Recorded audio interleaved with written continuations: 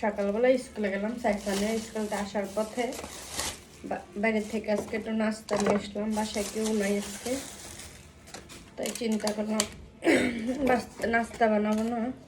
ওর বাবা বিশেষ করে, আমি বলছি না আমি খাবো না, আমি লুফ কিনে খেয়েছি, ওয়ান টাইম লুফ। আর হ্যাঁ বাবা ওখানে ইয়ে খাবে বাইরে, খিচুড়ি, সরি বলে ফেলতে লেছিলাম যে বিরিয়ানির ভিতরে খিচুড়ি, বাইরের খিচুড়ি খাইব। বিশেষ করে বাইরের জিনিস খাই হজম করতে পারি না, বিশেষ কথা একদম সত্যি কথা। এই জন্য আমি বাইরের জিনিস খাইতেও চাই না, ভয় পাই। মানে খাওয়ার পর পেটের সমস্যা হয় না তো শরীর খারাপ লাগে, এরকম দিন লাগে, বাইরের জিনিস খাইতে পারি না তোটা। আজকে সকালবেলা এই রেডিমেড নাস্তা পেলে অনেকে খুশি হয়, বাট আমি রেডিমেড নাস্তা খেতে পছন্দ করি না। ইচ্ছা বুকও খুলি নেই, দোকানে একজন কর্মচারী আছে, তার জন্য ভাত বসাই দিলাম। তার কিনা খিচুড়ি খেয়ে পেট ভরবে, এখানে ভাত বসে খিচুড়ি বললাম যে বাসায় মানুষ নেই। এটাই মানে আগের তুলনায় যারা থাকার তারা আছে, শ্বশুর শাশুড়ি। আর আমি যে স্কুলে চলে গেছিলাম সাইফানকে স্কুলে দিতে, আর এখান থেকে সাফনকে ঘুমে রেখে গেছিলাম। এখন সাফওয়ান ঘুম থেকে উঠা নিজে নিজে বের হয়ে ওই যে এখানে সাজিদ থাকে আমাদের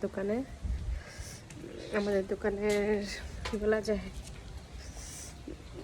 হ্যাপি ম্যানি মানে কর্মচারী, তার কাছে সাফওয়ান চলে এসে। চিন্তা করছেন, বাসা থেকে যে এটা আমাদের বাসা, এখান থেকে বের হয়ে সে তার কাকার কাছে এসে বসে রয়েছে।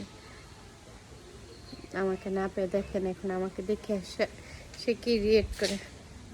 সাফওয়ান, সাফওয়ান তুমি এখানে এসে শুয়ে রইছো? তুমি কি করো? কাকার কাছে এসে শুয়ে রইছো? আরে কাকার বউটা নাই, এই ঘরটা কি জঙ্গল করে রাখছে।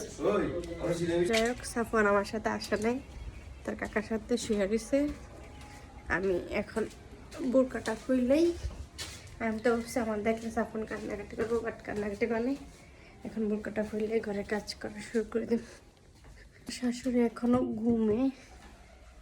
একটা ভালো দিন, নামাজের দিন, দেখি ঘর দুয়ার যতটুকু পারি পরিষ্কার করবো, ভালো রান্নার চেষ্টা করবো। তাদের সাথে আবারও শেয়ার করতেছি, এই হলো আমার বিজনেসের স্টোর। এখানে আমার থেকে ব্যাগ, 3 পিস নিতে পারেন, যাদের লাগবে আমার পেজটা ঘুরে আসবেন, ভালো লাগে নিবেন। আর ভিডিওগুলো ভালো লাগলে লাইক কমেন্ট করে পাশে থাকবেন।